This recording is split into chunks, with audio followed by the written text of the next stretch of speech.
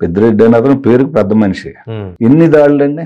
మా కార్యకర్తలు మహానాడుకు పోతా సైకిల్ మీద వెళ్తున్నారు, ఆపి కొట్టి దాన్ని వీడియోలు తీసి అదొక హీరోయిజం అండి.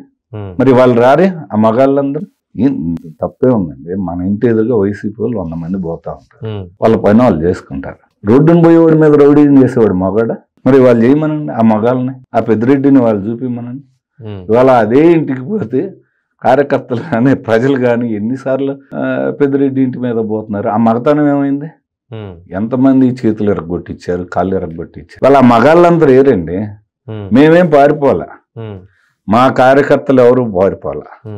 5 ఏళ్ళు ఇదే హైవే మీద అమరావతి హైవే ముట్టడి, అమరావతి రైతులు ఉద్యమం, పిన్నెల్లి రామకృష్ణారెడ్డి ఆ రోజు విప్పు, అతను పరిగెత్తించి కొట్టారు రైతులు కార్యకర్తలు అంటే కూడా రైతులే ఆ రోజు, అమరావతి రైతులు.